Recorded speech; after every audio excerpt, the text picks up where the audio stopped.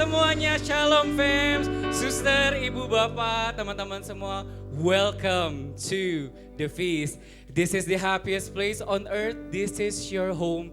This is your family. Boleh tepuk pundak kanan kirinya, kan katakan you are love. Come on, say it. You are love. You are love. Saya juga mau menyapa yang bergabung bersama di kanal YouTube Light of Jesus Family Indonesia. You are love and welcome to the family. Senang sekali nih bisa berkumpul bersama ya. Oke, nggak panjang-panjang lagi, kita di topik keempat nih, ibu bapak sekalian, teman-teman. Series kita nih bulan-bulan ini berbicara mengenai perasaan. Beberapa minggu yang lalu kita udah diajarin masalah shame, anger, fear. Sekarang topik yang baru lagi nih adalah tentang sadness. Oh, sadness. Kalau ada yang pernah dengar katanya ada apa? You cannot buy happiness, but you can buy dessert and it's the same thing katanya. Benar nggak? Ada yang sini suka sweet tooth, yang suka dessert. Aduh, angkat tangan banyak ya. Yang kayaknya sering kita makan dessert itu tujuannya untuk put away the sadness. So it's somehow the sadness is kinda like an enemy for us. Is it true?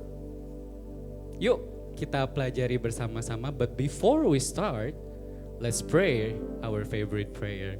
Come on everyone. Dalam nama Bapa, Putra, dan Roh Kudus. Amin. Today I receive all of God's love for me. Today I receive limitless, overflowing abundance of God's universe. Today I open myself to God's blessings, healings, and miracles.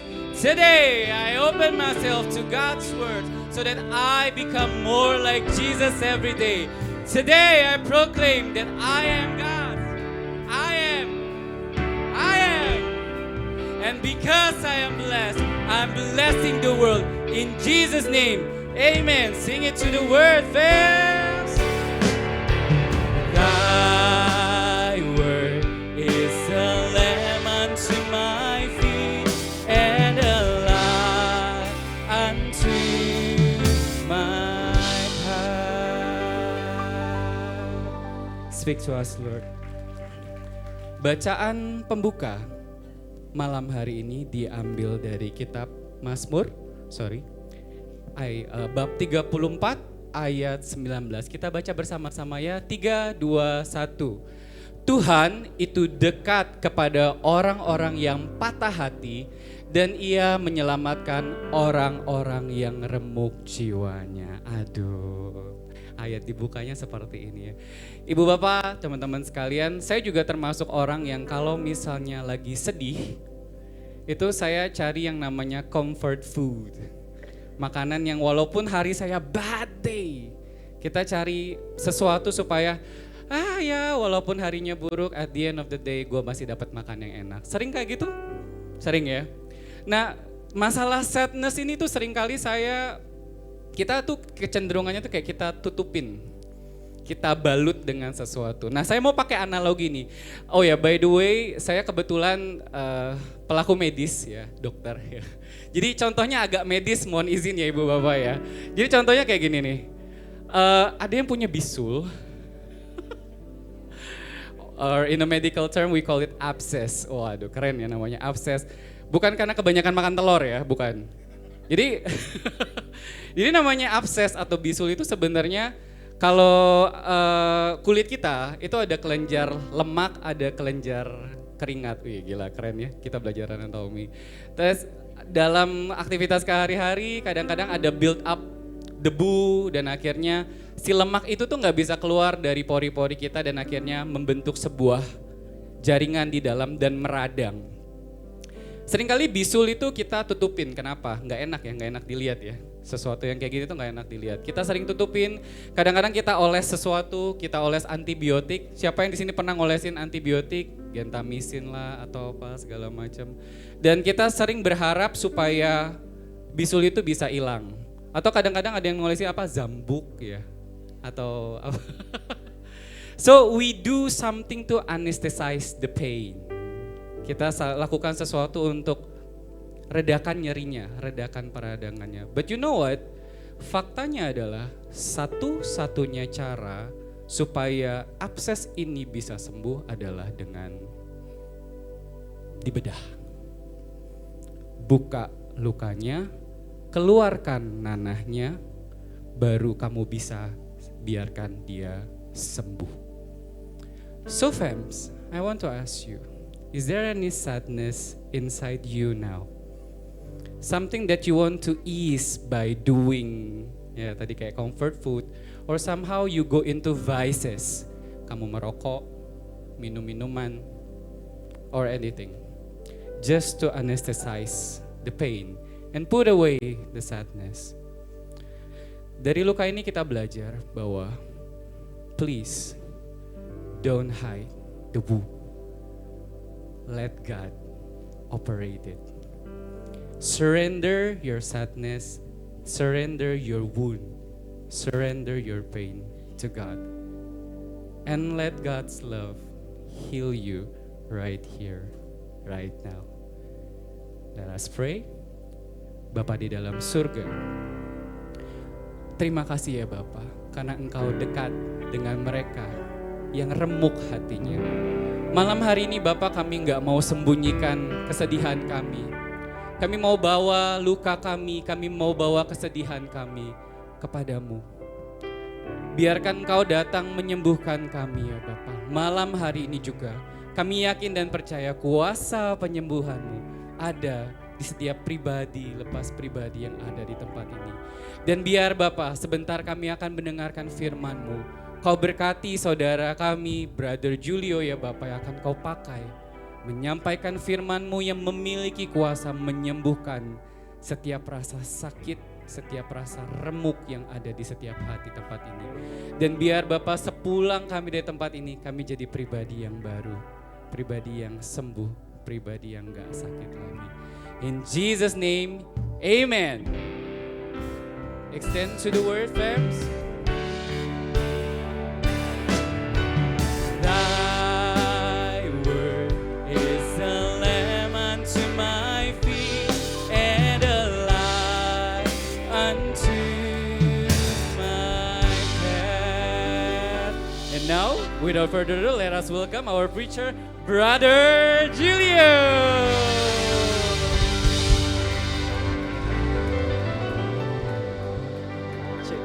Oke, silakan duduk Bapak Ibu. Boleh kita kasih aplaus yang meriah untuk Fran, ya luar biasa. Saya suka kalau Fran opening ya penuh dengan istilah-istilah keilmuan kedokteran ya. Jadi kita jadi makin pinter. By the way, kita boleh aplaus yang meriah untuk tim worship kita Bapak Ibu. Oke, temanya adalah sadness. Nah, saya itu suster mohon izin. Kaget lihat suster ya. Bapak Ibu, temanya adalah sadness. Nah, minggu lalu temanya kita apa? Ada yang ingat? Anger. Nah, saya tuh dari kemarin bertanya-tanya, Tuhan kenapa ya? Tuhan kok kasih saya jadwal untuk bawain firman sesi sadness gitu. Padahal kalau anger, saya tuh banyak banget cerita. Saya banyak cerita karena saya sering marah, sering gak bisa nahan emosi gitu ya. Sama anak, sama tim, sama pokoknya siapa aja banyak gitu. Nah tapi kok gak dikasih ya giliran cerita tentang anger. Ceritanya tentang sadness. Nah Bapak Ibu teman-teman kalau lihat saya itu orangnya happy go lucky ya. Jadi ketawa mulu, kalau gak ketawa marah. Kalau gak ketawa marah gitu ya. Setiap kali nyari kapan ya gue terakhir kali sedih. Nah susah banget gitu ya. Susah nyari kapan terakhir kali sedih. Nah tapi aku mau buka Bapak Ibu dengan satu pertanyaan ini ya. Tadi Fran ada ngomong ya. Apakah benar if happiness is the purpose of life, is sadness the enemy? Nah ini ilmu kebatinan. Jawabnya dalam hati ya. Jadi tahun 2022 saya kena COVID Bapak Ibu teman-teman ya. Kena COVID terus waktu kena COVID itu nggak bisa ngerasain. Jadi gini, waktu kita COVID kan ada yang udah pernah kena COVID nggak? Boleh tunjuk tangan yang pernah kena COVID? Dengan bangga ya. Kita adalah generasi COVID ya. Nah, waktu kita kena COVID, ada beberapa dari teman-teman yang nggak bisa ngerasain makanan, bener nggak? Hilang, bener-bener hilang. Nah, saya waktu kena COVID nggak bener-bener hilang. Jadi saya bisa ngerasain manis, bisa ngerasain asin, bisa ngerasain gurih, pedes, semua bisa. Tapi jadi gini, yang hilang tuh rasa khas si makanannya. Jadi contoh, saya pesen bami alok ya, demi menghibur diri karena COVID, gue pesen bami alok deh. Begitu datang bami alok makan, rasanya asin doang. Jadi rasa ayamnya tuh nggak berasa gitu. Waktu digigit cuman gurih, asin. Wah, saya lagi gini, wah ini COVID varian baru nih kayaknya nih ya. Nggak berasa, bener-bener rasa ayamnya hilang, cuman rasa asin gurih doang. Udah singkat cerita agak panik kan. Nih kalau ampe nggak balik-balik rasa ayamnya, waduh ya. Menderita ya, saya hobi banget makan bami alok ya. Ada yang tahu bami alok? Tahu ya. Nah, karena penasaran, saya pesenlah es krim coklat. Datang es krim coklat, begitu makan bener. Cuman berasa manisnya doang. Jadi rasa khas coklatnya hilang. Jadi pas digigit, kok manis doang ya. Jadi gak ada rasa coklat. Makan bakmi alok gak ada rasa ayam. Saya penasaran, saya itu orangnya gak doyan pahit ya. Bener-bener gak doyan pahit. Saya penasaran, saya pesen somai isinya pare doang. Jadi gue pesen somai, datang isinya pare. Tahu gak, begitu makan pare rasanya apa? Gak ada rasa. Waktu makan pare gak ada rasa. Bener-bener cuman teksturnya benyek-benyek gitu, gak ada rasa sama sekali. Jadi yang hilang rasa apa? Rasa pahit. Rasa pahit. Nah, hari itu saya menemukan, ternyata walaupun bisa ngerasain manis, ngerasain gurih, ngerasain pedes, kalau gak bisa ngerasain pahit, rasa khas makanan itu hilang loh. Jadi sebenarnya walaupun pahit tuh nggak enak, walaupun bitter tuh nggak enak, tapi sebenarnya dalam kadar tertentu dia tuh dibutuhkan. Karena tanpa rasa pahit, rasa khas makanan yang kita makan itu hilang. Nggak enak banget, saya kasih tahu Bapak Ibu jangan pernah ngalamin ya. Nggak enak banget, cuman manis, cuman asin ya. Nah jadi waktu saya ngerenungin ini, keinget kisah ini. Jadi basically kenapa sih Tuhan izinkan sadness dalam kehidupan kita? Karena dalam kadar yang tepat, sadness dalam kadar yang tepat, it will bring life to our life. Nah, difficult emotion carry special gift. Jadi dari kemarin kita ngomongin difficult emotion, betul ya? Ngomongin shame, ngomongin anger, ngomongin sadness. Ini semua emosi, kalau kita bilang bukan emosi negatif tapi emosi yang sulit. Nah, ternyata setiap emosi yang sulit itu dia tuh membawa hadiah yang spesial buat hidup kita. Jadi untuk kita bisa makin ngeh ngomongin sadness, saya bayangin analogin karena kita tadi dengerin Fran, dokter, jadi kita ngomongin rasa sakit ya. Jadi sadness itu kayak physical pain. Nah, ada yang tahu penyakit CIP enggak? Fran mana nih? Si dokter. CIP, Fran. Iya. CIP. Bapak Ibu, ternyata di dunia ini ada loh sekian persen orang-orang yang mereka tuh nggak bisa ngerasain sakit. Namanya CIP, Congenital Insensitive of Pain. Jadi orang ini dari lahir dia tuh nggak ngerasain sakit. Jadi kalau misalnya jatuh berdarah dia nggak sadar. Misalnya mohon maaf ya, misalnya jatuh patah gitu ya, rusuknya, patah tangannya, nggak berasa. Jadi orang-orang yang CIP itu sebenarnya hidupnya dalam bahaya. Bayangin gini. Misalnya nih ada Lukas ya di depan. Lukas lagi masak di rumah. Dia lagi masak, tiba-tiba ya teman-teman datang ke rumahnya dia gitu ya. Teman-teman datang ke rumah dia, "Kas, lu lagi masak apa?" "Oh, gue lagi masak telur." "Mau dong masak yang banyak, lapar nih," gitu ya. Terus si Lukas masak nih, dia masak. Karena yang datang banyak, dia masak telur yang banyak tuh. Dia goreng-goreng, semangat dia goreng-goreng. Dia siul-siul, gitu ya. Minyaknya muncrat-muncrat ke kaki dia. Tapi karena dia CIP, dia nggak bisa ngerasain, betul? Karena dia CIP, dia masak aja santai, ya siul-siul, kakinya udah melepuh tuh ya, udah berdarah di bawah, Abis udah taruh telur, dia gue pikir kayaknya telur gak cukup. Gue goreng ayam deh. Dia masukin lagi ayam, kasih minyak lebih banyak lagi, goreng-goreng. Lama-lama bukan yang kiri, sekarang yang kanan kecipratan juga.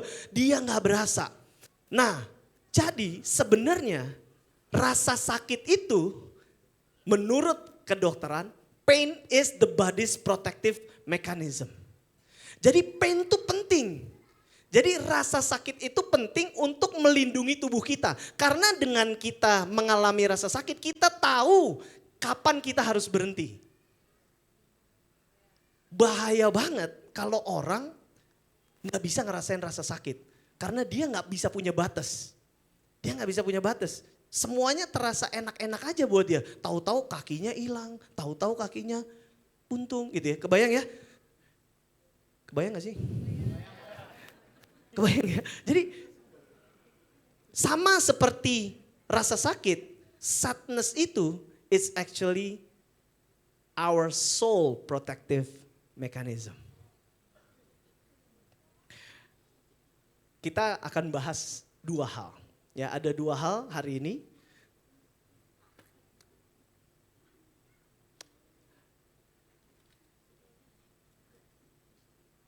Ada yang mengalami rasa sedih? Belakangan ini ada yang lagi sedih enggak? Wah, ada yang tunjuk tangan, ada yang nunjuknya gini. Nggak enak ngaku ya. Nah, tapi aku mau bilang sama teman-teman, kalau kita menangani rasa sedih dengan tepat, sebenarnya rasa sedih itu sedang melindungi kita. Dengan apa? Dengan membawa kita makin dekat sama Tuhan. So, we need to let sadness push you to the Lord. Coba tepok kanan kirinya. Woi, jangan ngantuk woi. Sekarang tepok depannya, tepok depannya. Let your sadness push you to the Lord. Karena itu fungsinya kesedihan. Itu kenapa? Ingat, kesedihan dalam taraf yang tepat itu justru melindungi kita. Karena kesedihanlah yang akan mendorong kita mendekat sama Tuhan. Karena seringkali manusia itu kalau nggak dikasih sedih kayaknya susah dekat sama Tuhan. Betul ya? Saya tuh kalau lagi senang-senangnya ya, aduh kita tuh manusia gampang banget lupa sama Tuhan. Bener nggak? Kalau bisnis lagi bagus-bagusnya, duit lagi banyak-banyaknya, wah pokoknya segala sesuatu menyenangkan gitu ya. Jadi lupa sama Tuhan. Nah tapi kadang-kadang Tuhan izinin ya, kadang-kadang Tuhan izinin rasa-rasa sedih itu kita ngalamin karena jangan-jangan rasa sedih itu dibutuhkan untuk bawa kita dekat sama Tuhan. In your deepest sorrow, you will find God. Waktu kita ada di dalam kedukaan yang paling dalam, aku nggak tahu Bapak Ibu datang ke sini apa yang dialami, apa yang digumuli, tapi mungkin kalau lagi hatinya lagi sakit, hatinya lagi sedih, hatinya lagi kayaknya bener-bener kayak gelap gitu ya, gelap nggak ada. Remember in your deepest sorrow, you'll find God. Ada dua hal yang akan kita bicarakan hari ini. Yang pertama, kalau kita mengalami rasa sakit, don't rush the healing. Anak saya punya 3 anak Bapak Ibu. Sean, Sky, Sydney, cowok semua. Kalau di rumah cowok semua, pasti saya bisa tebak ada yang anaknya 3 nggak di sini? Wah ada ya, ada yang anaknya 3. Cowok semua nggak Ci? Enggak ya. Kalau cowok semua saya bisa tebak rumahnya pasti berantakan. Ya, rumahnya pasti berantakan. Rumah saya itu tidak pernah rapi Bapak Ibu ya. Nggak pernah rapi. Baru dipel, baru dirapin. Nggak nyampe 2 menit tadi pagi ya. Saya tuh lagi, aduh ya, anak saya yang paling kecil tuh suka seenaknya. Dia ngambil Milo ya, dia buka set, nuang pakai sendok, buas gitu ya, berserakan. Lebih banyak yang berserakan daripada yang masuk ya. Jadi kita udahlah pokoknya rumah nggak bakalan rapi. Nah karena rumah nggak rapi, mereka tuh suka seenak. Pokoknya makin berantakan, makin dia lompat dari tangga, pokoknya dia melakukan hal-hal yang ajaib ya. Nah anak saya yang paling kecil ini, Sydney ini nggak bisa diem, ya nggak bisa diem. Sering banget dia tuh ngalamin luka, jatuh lah. Terus dia kalau luka ya, kalau luka itu pulang nih misalnya naik sepeda, jatuh luka, pulang ceritanya dengan bangga ya. Papi, tadi aku nyusruk ke got katanya. Hah, kamu nyusruk ke got? Iya nih, lihat nih lukanya ya. Jadi dia pamer ya, pamer. Terus maminya suka gini, begitu lihat luka, maminya langsung sebentar cuci, ayo biar nggak tetanus ya. Biar nggak tetanus, masuk ke kamar mandi, dicuci, terus ditempelin selotip ya, ditempelin selotip. Iya itu maksudnya. Kalau selotip mah buat nempel ini ya. Apa? Double tip, iya lebih jauh lagi.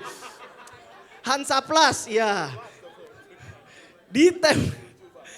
Ditempel Hansaplast ya. Begitu udah dibersihin ditempel Hansaplast.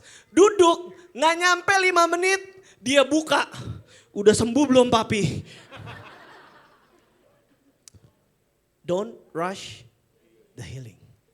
Because kalau bayangin Sydney setiap kali 5 menit buka, udah sembuh belum papi? Jawabannya udah pasti belum sembuh. Nah sama ketika kita lagi mengalami kesedihan, jangan buru-buru. Nah ini kayaknya ini saya. Makanya saya susah mencari kapan terakhir saya sedih. Karena seringkali setiap saya ngalamin sesuatu yang bikin saya sedih, saya buru-buru pinggirin emosi sedih itu. Karena saya nggak suka emosi sedih. Saya senangnya tuh ketawa-ketawa, senangnya ceria, ngobrol-ngobrol gitu ya. Jadi begitu ada sedih dikit langsung buru-buru singkirin. Setiap sedih buru-buru singkirin. I rush the healing. But this is the warning. Remember, if you keep getting rid the feeling of sadness, kalau kita secara terus-terusan nyingkirin rasa sedih setiap kali datang, lama-lama kita kehilangan kemampuan untuk mengenali rasa sedih itu ketika rasa sedih itu datang. That is basically CIP. We become CIP. Kita nggak lagi bisa ngerasain rasa sakit, gak bisa lagi ngerasain rasa sedih. Don't rush the healing. Coba tepok kanan kirinya, jangan buru-buru sis.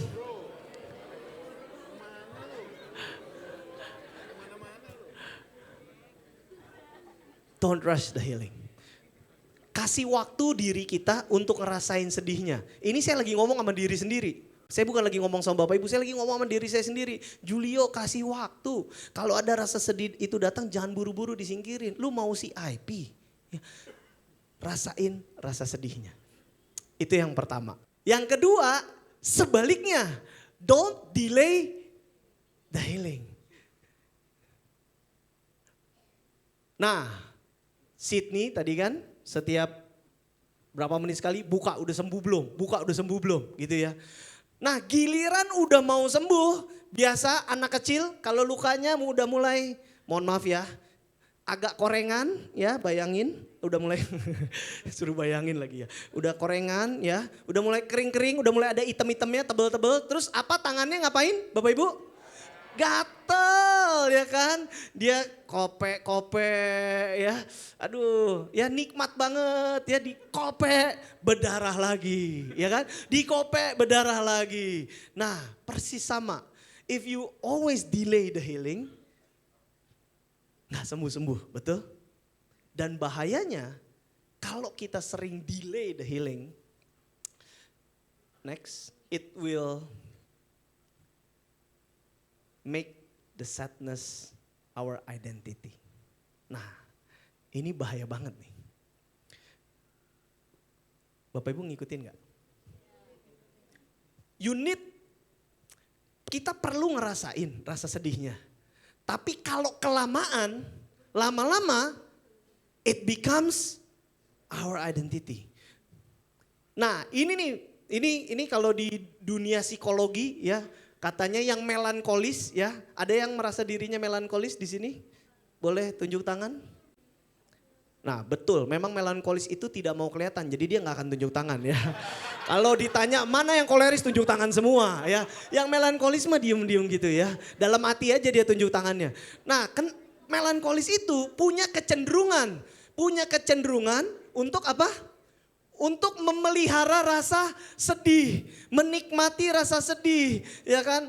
Enak juga nih sedih, masuk ke dalam goa, betul? Masuk ke dalam goa, diem di sana, bulukan, lama-lama jadi identity. Don't make sadness your identity. Yang kedua, next. Kalau kelamaan nggak disembuh-sembuhin, kita terus pelihara rasa sedih itu, kita jadikan identitas, lama-lama sadness turn into hopelessness. Lama-lama sedih itu dia tuh bermetamorfosis. Kalau terus dipelihara, kalau terus tidak disembuhkan, tidak dipersembahkan sama Tuhan, maka pelan-pelan dia menjadi hopelessness. Dan waktu dia jadi hopelessness,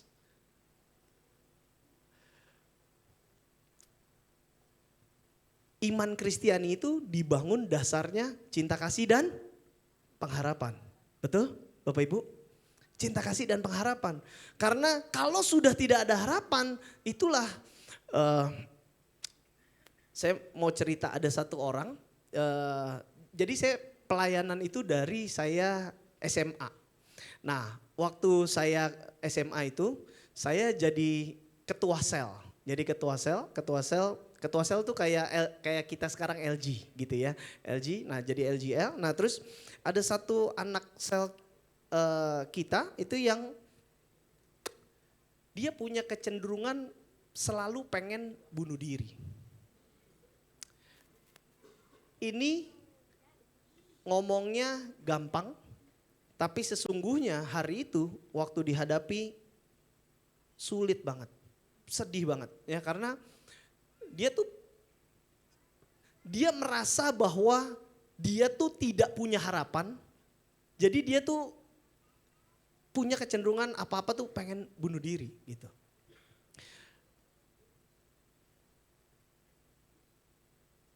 Bapak Ibu, teman-teman, yang ini deh, yang single, boleh tunjuk tangan yang single? Yang single, nah iyalah cengar-cengir ada, kelihatan. Ya, yang single yang pernah ditinggal sama pasangan, pernah diputusin. Luar biasa, ngaku ya. Lagi-lagi ini ketawa-ketawa, tapi waktu ngalaminnya sesungguhnya nggak ketawa-ketawa, benar nggak? Sering, nah enggak benar, ini serius loh, serius. Sering kali cewek itu kalau ditinggal sama pasangan, diputusin, ditinggal, diselingkuhin, ya sering kali ada yang wow. Sering kali dia tuh bikin satu kejadian,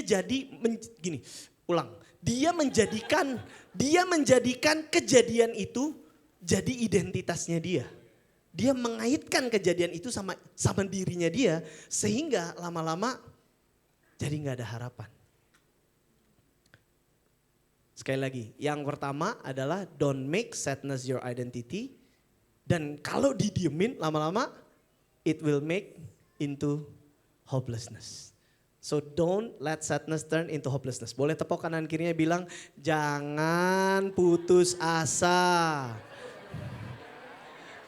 Remember, Bapak Ibu, ngerasa sedih itu bukan berarti gak punya harapan, betul? Anda bisa ngerasa sedih tapi tetap berpengharapan. Itulah iman kita, betul?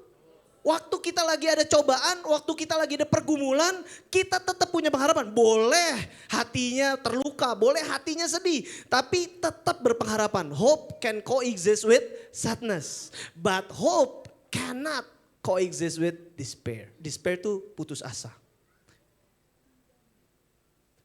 Sedih boleh nggak? Boleh banget. Justru harus dirasain, jangan buru-buru disingkirin. Tapi jangan biarkan sedih menjadi hopelessness. Don't let it turn into hopelessness. Yang ketiga, don't confuse sadness with clinical depression. Nah, ini ada dokter-dokter, ada psikolog-psikolog, ada psikiater di sini. Bahwa memang ternyata ada tanda kutip secara fisiologis terjadi chemical imbalance. Kimia di otaknya nggak balance sehingga mengalami yang namanya clinical depression. Bahayanya adalah kalau kita treat clinical depression just as sadness. Atau sebaliknya, kita treat sadness sebagai clinical depression.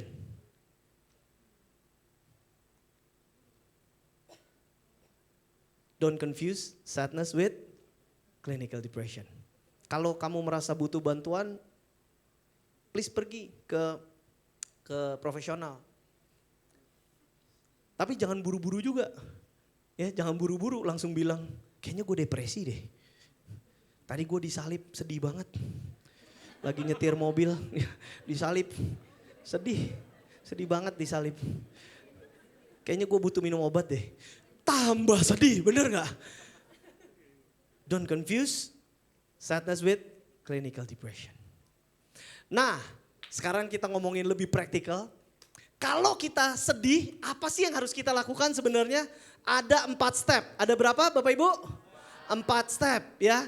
Ada 4 step.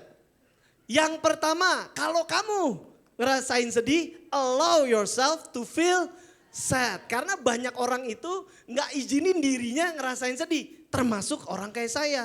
Yang merasa happy go lucky, gak ada yang bisa bikin gue sedih. Padahal bukan gak ada yang bisa bikin gue sedih.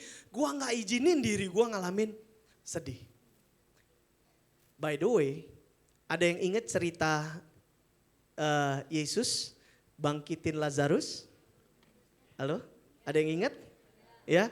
Kalau kita baca cerita lengkapnya, kita nggak usah baca cerita lengkapnya, nanti Bapak Ibu pulang baca cerita lengkapnya. Ya. Tapi kalau kita baca cerita lengkapnya, waktu Yesus lagi di jalan, itu udah dikabarin bahwa Lazarus itu sakit, disuruh buru-buru datang, betul? Lalu dia ngomong sama muridnya, Yesus ngomong apa sama muridnya? Dia bilang, tunggu, kita stay di sini.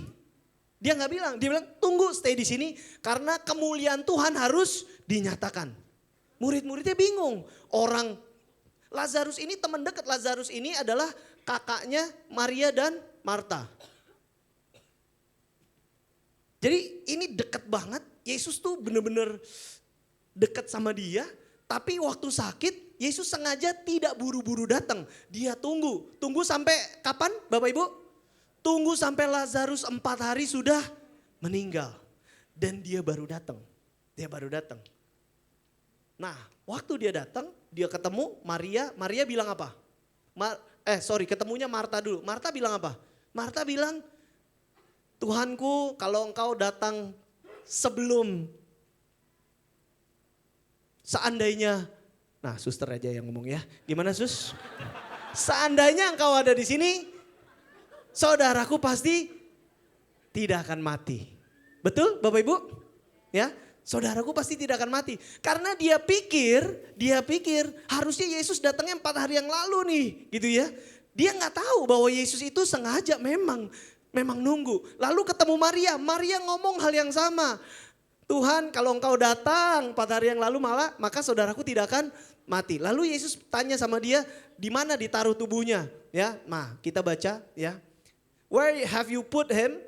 He asked them. Lalu they told him, Lord come and see. Jadi mereka bawa Yesus ke kuburannya Lazarus. Lalu then Jesus wept. Lalu Yesus menangis. Wept itu nangis terseduh-seduh. Agak kocak. Kenapa? Karena kita tahu bahwa Yesus itu sengaja nungguin. Karena dia tahu bahwa nanti nama Tuhan akan dipermuliakan kalau dia bangkitin Lazarus. Bapak Ibu ngikutin sampai di sini? But Jesus what? Jadi aku mau bilang sama Bapak Ibu semua, izinkan diri kita ngerasain sedihnya. Karena itu yang Tuhan Yesus lakukan. Kalau kita baca ayat berikutnya, abis Yesus sedih, Yesus bangkitin Lazarus. Ya kayaknya agak lucu, kok sebelum dia bangkitin, dia nangis dulu. Kenapa? Let let us feel the sadness. Step pertama, ingat kalau kita buru-buru singkirin kita akan CIP. Step pertama adalah feel your sadness. Tepuk kanan kirinya bilang feel your sadness.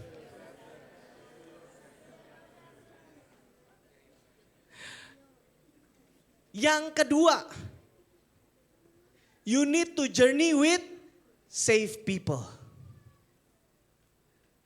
Tadi pagi Lukas salah satu LGL di LOJF, LG Tebet.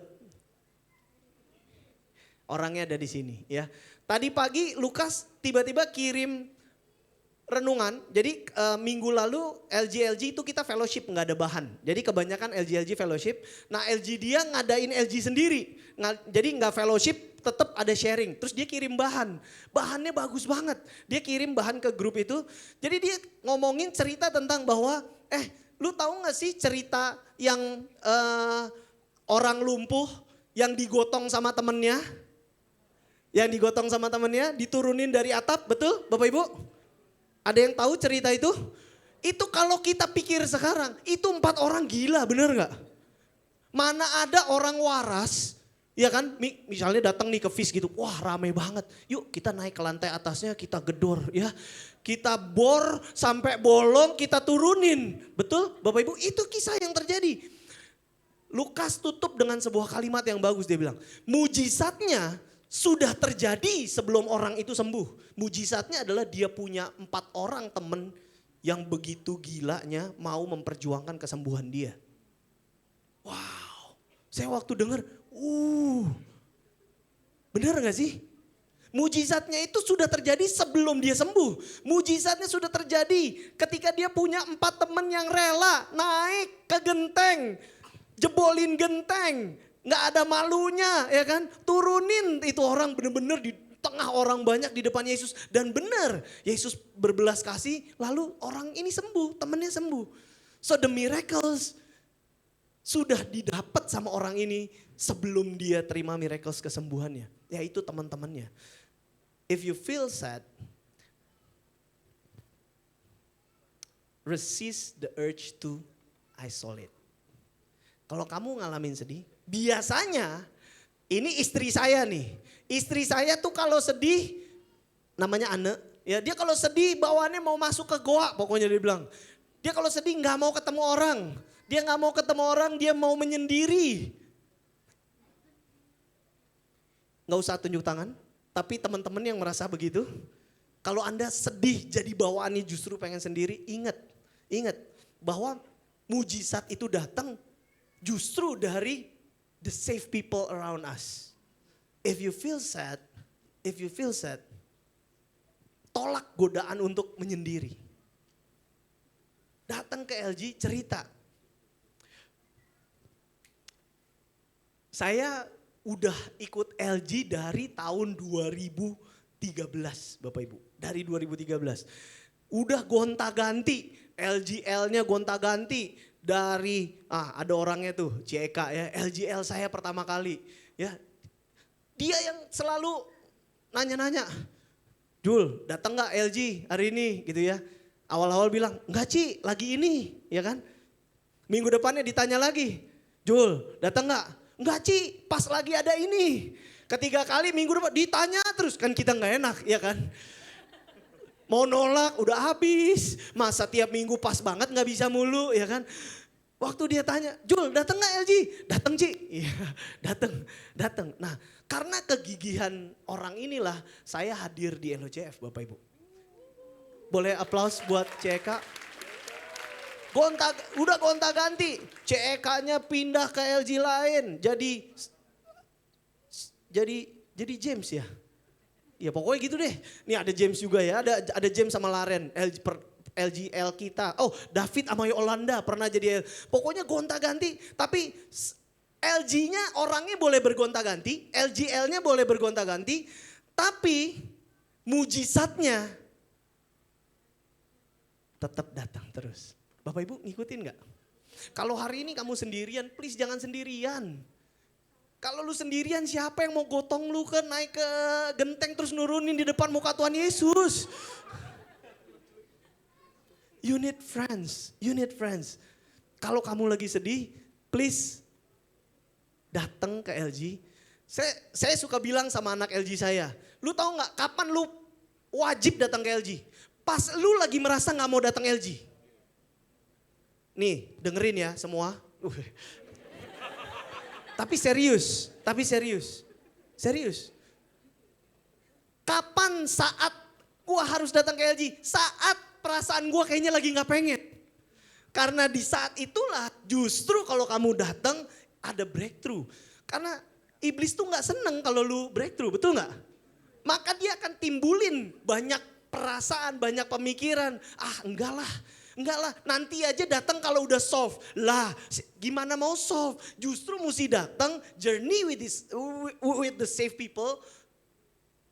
Dan kita akan mengalami kesembuhan. Tuhan pakai orang-orang di sekitar kita untuk nyembuhin kita. Sudah mulai naik artinya waktunya sudah mau habis. Halus banget ya. Yang ketiga, nah ini penting. Jangan cuma ngerasain, tapi you need to identify the losses. Karena gini, ada situasi-situasi kita mudah untuk identifikasi. Kita tuh kehilangan apa? Contoh, mohon maaf ya, misalnya kita kehilangan orang tua. Misalnya kita kehilangan orang yang kita sayang. Atau kita kehilangan aset, uang yang kita punya. Kita mudah mengidentifikasinya. Oh iya, gue sedih kehilangan itu. Tapi sometimes kita jadi sulit mengidentifikasi sebenarnya kita kehilangan apa. Contoh ya, jangan dicontohin orang deh. Orang di luar sana ya. Dia punya pacar, terus pacarnya selingkuh ninggalin dia. Dia, orang ini, cewek ini tidak hanya kehilangan pacarnya. Seringkali dalam situasi itu dia kehilangan self-worth-nya. Nah itu yang kadang tidak teridentifikasi. Ikutin gak? Gampang. Ngenalin bahwa oh iya gue kehilangan pacar gue. Tapi ternyata di balik kabut itu, di balik kesedihan itu, sebenarnya bukan cuma pacarnya yang hilang, tapi juga self-worth-nya yang hilang. Dia mulai bertanya-tanya, what's wrong with me? Terus dia mulai nanya, am I not enough? Lama-lama dari nanya jadi pernyataan, I think I'm ugly. Bapak Ibu ngikutin? You need to identify the losses. Karena seringkali yang hilang bukan cuman yang jelas, tapi yang dibalik itu.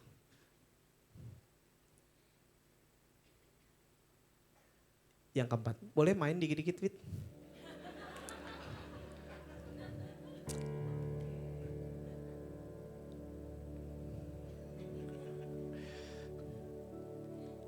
Yang keempat, jangan stop di ngerasain kesedihan, jangan stop mengidentifikasi lossesnya, but you need to practice gratitude. Karena semua difficult emotion itu obat sebenarnya, betul? Halo Bapak Ibu? Tanpa rasa sedih, kita nggak tahu kapan untuk stop, betul? Karena rasa sedih itu jiwa kita lagi ngomong sama kita, stop. You need to heal first.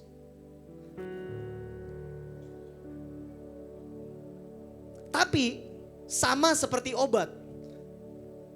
Kalau kelamaan, expired date-nya lewat, dia nggak lagi jadi obat. Dia jadi racun. Waktu kita konsumsi obat yang expired date-nya udah lewat, kita nggak sembuh, betul? Kita makin sakit. So, walaupun perasaan sedihnya belum hilang, you need to start practicing gratitude.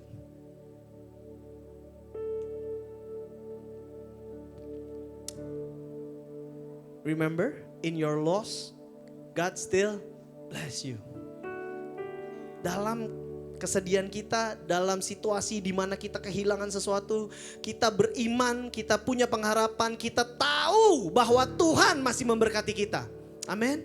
That's why we practicing gratitude. Even though lagi sedih, even though kehilangan, even though hatinya sakit banget, tapi mulai start practicing gratitude. Because sadness, if handled wisely, it makes us mature and pushes us to deeper happiness.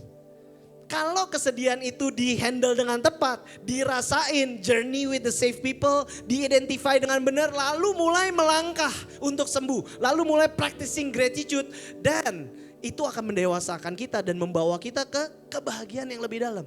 Dan lebih jauh lagi, sadness, kalau kita persembahkan itu sama Tuhan, Tuhan akan pakai itu untuk kerajaan Tuhan.